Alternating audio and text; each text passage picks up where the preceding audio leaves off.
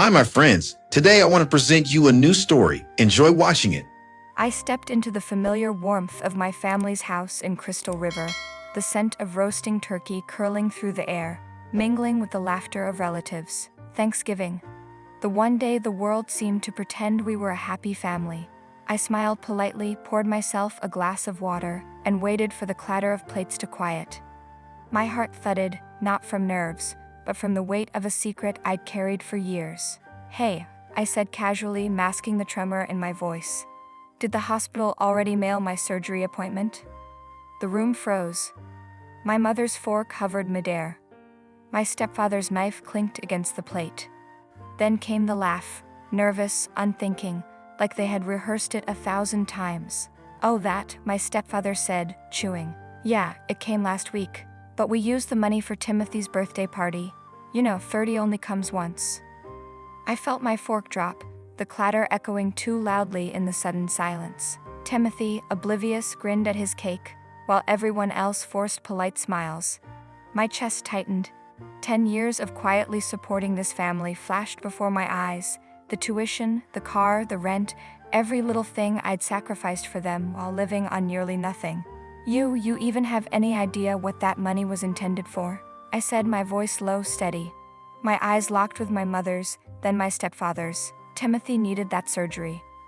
That money, it could have saved him from lifelong heart damage and would have saved him from certain death. The room went cold. My mother's lips quivered. My stepfather's face drained of color. Timothy stared down at his plate, uncomprehending. I set my jaw.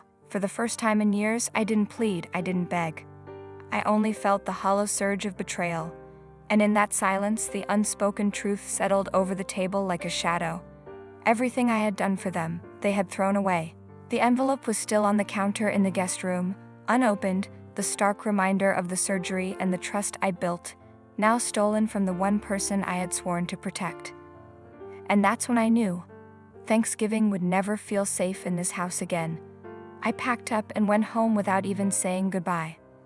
Later that night, I sat alone in my living room, the dim lamp casting long shadows across the walls. My fingers traced the edges of the trust documents I had quietly maintained for Timothy. $78,000, all are marked for his coronary treatment, accumulated over a decade, every paycheck, every sacrifice meticulously hidden so that no one would touch it, not even my family. I remembered the nights I'd skipped meals to pay his tuition. The mornings I'd walked past luxury I couldn't afford just to send him to college, to his car, to an apartment. I hadn't done it for recognition, never that. But for the hope that one day he would be safe. And yet, they had stolen it. I whispered to the empty room, "How could you, Mom? How could you, Dad?" Tears blurred my vision as the memory hit me like a punch. The mountain lodge, the fireworks, the band, the influencers, the open bar. All while my brother's health hung in the balance. I imagined the forged signature, the stealthy withdrawals, the smug satisfaction of their deception. I felt a mix of fury and despair tighten in my chest. The thought of confronting them directly gave me no comfort. They had already shown me their true colors, but I knew what had to be done. The next day, I called my attorney and my trusted cardiologist. Every document, every bank record, every medical note had to be ready. I needed proof that the money wasn't frivolous, they was intended was life-saving. And if they thought they could erase a decade of care, of planning, they were gravely mistaken. As I closed the folder, a knock on the door startled me. Timothy's voice floated through, naive, unaware. "Caitlin, everything okay?" I looked at him, my heart aching. "Not yet," I whispered. "But it will be, and I'll make sure everyone knows the truth." And in that moment, I promised myself, this was not just about money. This was about justice, and about finally standing up for what was mine to protect. The moment I saw the Instagram stories, my stomach dropped into my shoes. Timothy, laughing under neon lights, crowd surfing on a balcony, champagne in hand, completely oblivious to the truth. And there it was, splashed across the screen. My $78,000 trust, siphoned from his life-saving care, spent on a weekend of decadence. I sank onto the couch, phone trembling in my hand. The lodge rental, the rock band flown in from Nashville, the fireworks exploding over the Blue Ridge. Every cent of the money I had secretly set aside for his coronary treatment vanished in a single weekend of reckless indulgence. My heart ached, not for myself, but for him. Every flare-up, every missed beat of his heart, every doctor's warning, it all seemed to mock me as Timothy celebrated, unaware. "Caitlin, are you okay?" My colleague's text blinked across the screen. I ignored it. There was no okay anymore. I remembered how carefully I had arranged the revocable trust.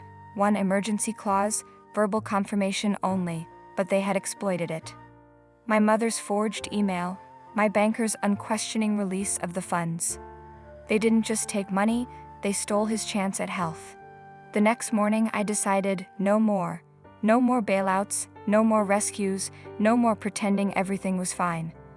I cut off all financial support to them and shut down their access to my money, refusing further bailouts.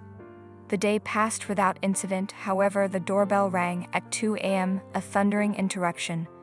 My mother, stepfather, and Timothy stood there, reeking of bourbon, faces flushed, clutching statements and demands. "Caitlin, turn it back on," my mother slurred. "Cards, car, rent, everything." I looked at them, steady, unflinching.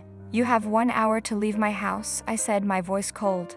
"Or I call the police." They argued, they shouted, they stumbled away, drunk on entitlement. And for the first time in 10 years, I didn't flinch. The fireworks had lit up the sky, but they had also lit the fuse of a war I wasn't afraid to fight. A week later, the letter arrived, thick, official, and suffocating. A guardianship petition. My mother and stepfather claimed I was mentally unstable, isolated, and a danger to myself and others. My pulse quickened, chest tightening as I read the words.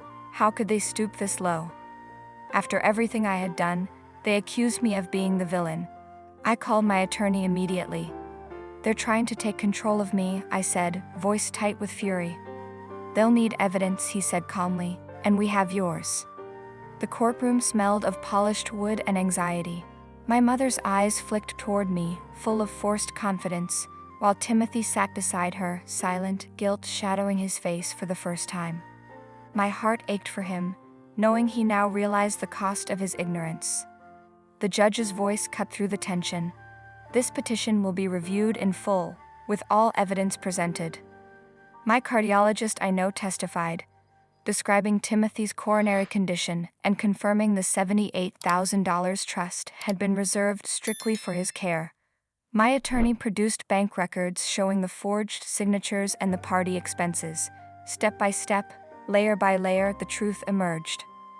I watched my mother pale, my stepfather tremble. The lies that had seemed so powerful unraveled in real time. Timothy looked at me, eyes wide, whispering, "Caitlin, I didn't know." "You should have," I replied quietly, fighting tears. "You still might not survive this without that money." The judge's gavel slammed. Petition dismissed. Referred for criminal investigation for forgery, financial exploitation, and perjury. I exhaled, relief mingled with sorrow. Justice had been served, but at a cost.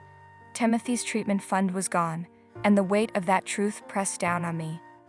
The battle was won, but the war inside my heart was far from over. The courtroom emptied, rain still hammering the windows. My parents' faces were gray and hollow, their power shattered. Timothy sat frozen, staring at the projected invoices for the party, the very money that should have saved him. My throat ached, not with triumph, but with grief.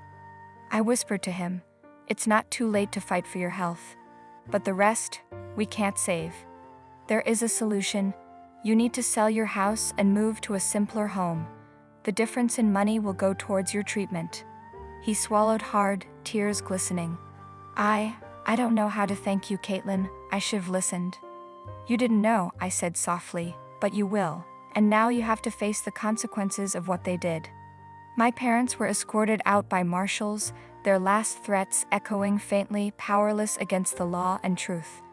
I watched them leave, the weight of betrayal heavy in the air, yet a strange, cold peace settled over me. I returned home, the silence of my own space almost painful. Outside, the mountains were as untouched and eternal as they had always been. I closed my eyes, letting the wind and rain remind me that I had survived. I had fought not for revenge, but for integrity. Friends, what do you think of this story? Write your opinion in the comments. Would you like more stories? Don't forget to subscribe and hit the bell button so you don't miss any videos. See you tomorrow.